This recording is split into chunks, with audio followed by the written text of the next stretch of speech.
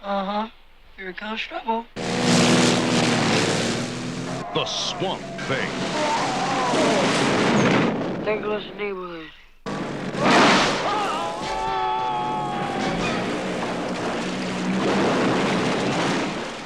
Adrienne Barbeau and the Swamp Thing, an outrageous pair. In the Welcome back, my fellow agents. It is I, X7, your agent of awesome, and the host of Xenorama, the podcast of heroes and monsters. Today we are going to be talking about 1982's Swamp Thing, which aired on Svengoolie last night, conveniently enough, or coincidentally enough, if you are unfamiliar with the law of large numbers. This is a very interesting movie. I had not seen it in quite a while, but before we get too much further into it, you know what to do. Like, share, subscribe, leave me a comment. Let me know what you think about it. Did you like it? Uh, we'll be reviewing the sequel at some point in time in the future. So, having said all that, it's time to get on with the show. And, let's all go to the lobby.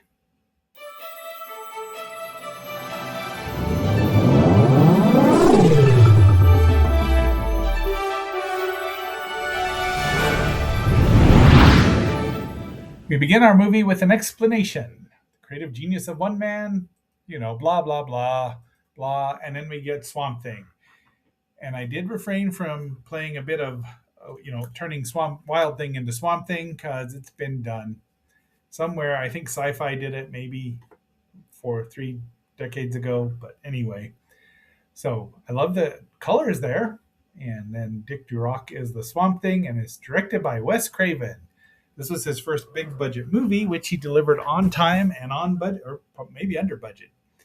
There's our ostensible star, Adrienne Barbeau, who never did have to tell the Swamp Thing to call her Billy.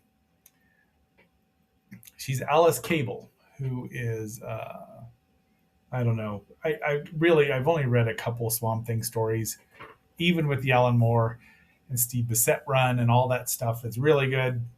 I've only read several. I mean, I could probably count on one hand the entire amount of Swamp Thing stories. I like the character. I like Marvel's Man Thing, but Swamp Thing's a better character. But they're all, the Heap was the original swamp creature of the comic books, and even Solomon Grundy was a swamp creature. So it's nothing new under the sun here. If you go back to It by Theodore Sturgeon, which is terrifying, I highly recommend you read the short story. So I don't get the appeal of Adrienne Barbeau. She's a great actress. Don't get me wrong; she's a great actor. But as far as a sex symbol, I don't know.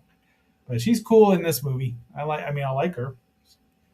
So there's our swamp. This was filmed in South Carolina for the most part. And there's the bad guys while they're watching the land. And there she is. Alec Holland is the scientist. Now, again, remember, I have no background with the comic book, which is odd. I know, just having read a couple of them. I think I read the original one, but didn't understand it, too young. And it was basically a horror story. It's more than a superhero. He's a horror story with superheroic elements. And I think they could have done that a little more here, but they did not. I don't think they had a grasp on it. Even as well, it's well directed. It's beautifully shot. The colors are nice. This guy's running and he gets killed by, that's not Bruno. That's, that's Ferret maybe. Yeah, that's Ferret. David Hess. He kills him with a poisonous bite, which would be terrible. And lengthy if it's just a rattlesnake. But so this cries come out, and the people are in on this here. It's an old church. So she's smart and knows what's going on, and that's why she's been sent down there. And they want the substance, the stuff, the goo, whatever you want to call it. Marvel's version was that Ted Hollis, I don't remember. Man, the guy who turned into Man Thing was looking for the super soldier serum, which turns out retcon they found again, had been using since 1950 on test subjects. So kind of ruins all that. There's our, let's see, Harry Ritter, that's Don Knight. And there's our hero, human form, Paul Ray Wise as Alec Holland, his sister back there. is Nanette Brown as Dr. Linda Holland.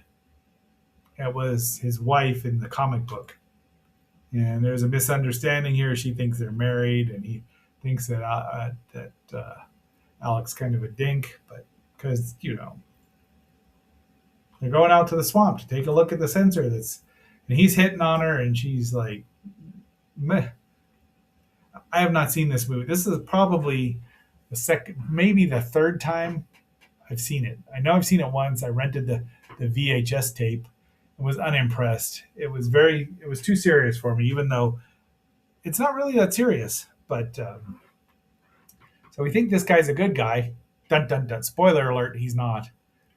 So these subtitles are fan made, I believe. Apparently the DVD was sent out originally with an unedited version, so there's nudity in it. Sorry, not going to see the nudity. Just there's no point to it. I mean, it runs 93 minutes. The movie itself was released February 19th, 1982, running 91 minutes. They took out 2 minutes of some nudity, including Adrian. The budget was $2.5 million. I don't think it made any money. I don't remember it being screened here in Fossil Bed. Probably Boulder, but it just didn't look good. The pictures didn't look good in black and white. And then the trailers, I just wasn't super heroic. I wanted tights and capes, right? And masks. But they found it. Look, here's our MacGuffin. And it blows things up too. But he's impressed how smart she is. And for some reason, he wants to develop a plant with an animal's aggressive power for survival. Why? We're never given a why. What will it do to people? Dun, dun, dun. And now it grows quickly because, look, it spilled through and the pines are growing up through the swamp. This is their relationship establishment. He kisses her. She likes it. So look at I love the lights and diodes from these 1982, this analog stuff. Penetration, dun dun dun. She runs away. She beats the crap out of this guy. So Alex is some kind of government agent. But they catch her. She's hidden the notebook, the seventh notebook, on your feet. And so now we find out this is Arcane, played by Louis Jourdan, who is fabulous. I'm really one of the great villains. The Paradigm Case. He was in Alfred Hitchcock's The Paradigm Case, Letter from an Unknown Woman. Geez, he must have been in his 60s by now. But again, he's really suave and debonair. So they kill his sister in front of him, and they set him on fire. This gag is good because that is a fireball going into the water because he's taken there's a big explosion. He thinks he has all the notebooks, but he doesn't. The dissolves here are slimy, so I just wanted to include one. And he's going to burn it to the ground, except for that she's gotten away, and that would be Bruno who puts the locket there because he's got a heart. And then Ferret grabs her, takes her with him. Oh, he's going to drown her because he doesn't know who she is. Throws her in, and then your boyfriend shows up. And we get our first scene. This is about 35 minutes into the movie before we see the Swamp Thing. And it's only in shadow at the moment. And that's Dick Durock now. I'm assuming he might have been dubbed. I don't know if he was or not, because when he played the Swamp Thing in the second movie and the series, he used his own voice. I thought he was quite good in there. Kill it and kill her. He saves her. There's Bruno. And I think that's Willie. She's trying to hide. Danny shot Tyrone. And now we're seeing there is Arcane's house in South Carolina. He realizes that they're missing one. And she gets away and runs a payphone. Doesn't work. There's our buddy Jude. Jude is played by Reggie Batts, and he's the semi-comedy relief. So she calls him, and guess who she gets? Play it because she doesn't know that Harry Ritter is really dead. Damn right I did. Just me. So they bond, shake hands, and then the bad guys show up. She grabs his gun. The gun blows up in her hand. Then she runs away from them down a road. Why didn't she run into the swamp or into the trees? I just never. It's like when the haunted car is chasing you. What's going on here? She's supposed to be smart. And the Swamp Thing shows up. And now it's time for station identification. You are watching Xenorama, the podcast of heroes and monsters on KXNO, part of the Xenorama Broadcasting Network. We now return you to our regularly scheduled program. Finally, we get some real swampy action here. Tears apart the truck or the Jeep or whatever that thing is. Bullets go right through him because he's mostly vegetable now. This is long before DC turned him into the Earth element or elemental that he would represent. I don't even know. Here's our first real look at him. I was not impressed with this suit. I like it a little more now. It's nice and it's not as ornate as what comic book suits have become. The second one was a little more ornate, but apparently a lot heavier. And Dick Durock only took it for he's like it's work. Work is work. So he takes Cable off, and then what are you doing here? She tells him it was a tree, and he's like, must have been one of those hidden one trees. Just tell him the truth. Come on. So now Arcane wants old Swampy. So grab the girl, and they're pedaling through, and he's kind of following them, but they go to the old burned out church laboratory now, and he goes through it. Nope, all the notebooks are gone.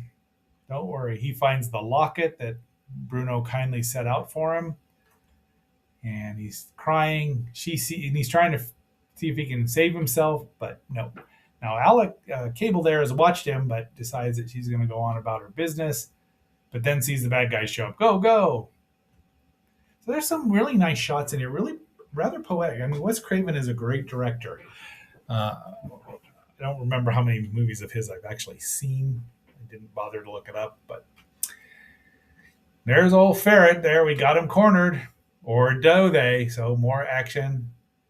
Look at, more explosions, but he doesn't really punch anyone. Swamp Thing was never that kind of superhero. See, I told you explosions, and Arcane is impressed by him. They're trying to get away, and I got to go back and help. But they find him. We don't see them beat up old Jude, which is nice. But Swampy finds him. Doesn't bother to use his plant healing power on Jude, your friend Gable. Subtitles, fan-made subtitles. We can forgive them. There's the notebook. And she knees Ferret right in the... missed him the first time, but got both of them the second time. They cut off his arm. Nice gag. But he just kills Ferret. Kills him dead, but... Ferret! And then she figures out he's Alec. But it only hurts when he laughs. So there's our slight nudity scene. He's missing his sister, but then Arcane finds her, and they grab him. And apparently he can't bust through simple ropes. He can rip off steel, but break ropes. There's the book, yay! And the duplication of the Holland formula is complete, and they use it on Bruno. And he goes through this change, and he turns into some sort of small creature. So he threatens Swampy, and he says it only amplifies your essence. So that's what he shrank to what he was. Poor Bruno. Bruno was actually semi-decent. But look at green goo. So Arcane's going to use it on himself. He drinks it.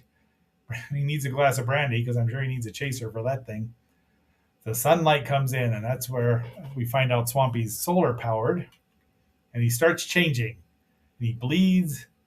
And Swampy gets his son in there. His arm grows back. Really well done. Pretty well done. And Arcane changes into a wolf type of creature. He throws it down. Everything's burning. Bruno's had a face turn. He says he can escape this way. So he goes that way. I believe he gets killed because everything burns down. Arcane follows. Wolf Arcane. Arcane Wolf. And they have a battle. He's picked up a broadsword, so he's swinging around. He stabs Alex. He gets clubbed. He's like, stay here. And they have another fight. And, of course, Arcane gets killed. Or does he? As we'll see in the sequel when it shows up, he gets better. He's dead. He was dead, but he gets better.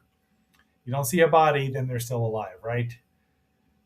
Swampy carries her off, tells her it's over, and tell our story. And he's like, "Stay with me, we can fix you." Or Cable's like, "Stay with me, we can fix you." These two are buds now.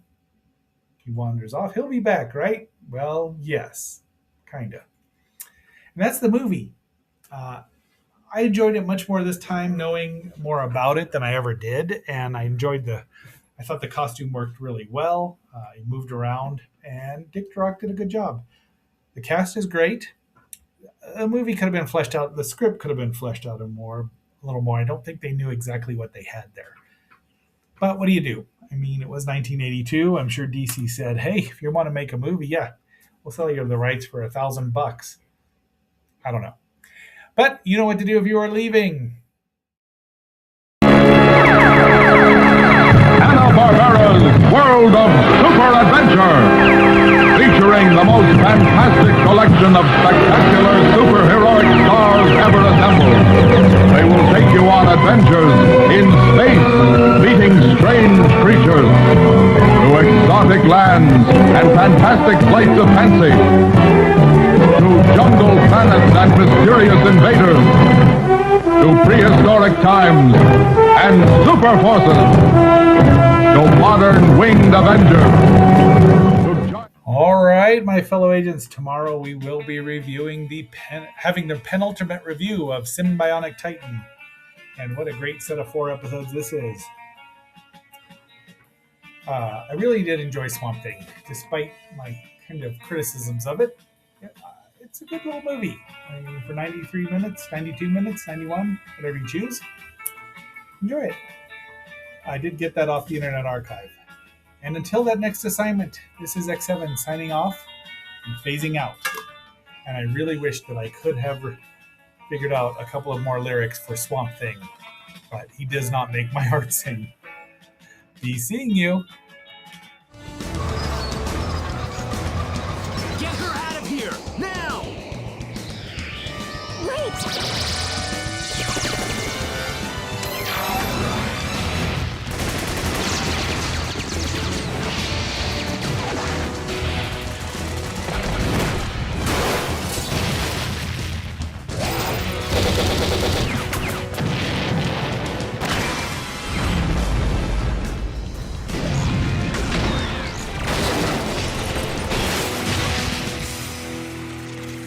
What kind of robot are you?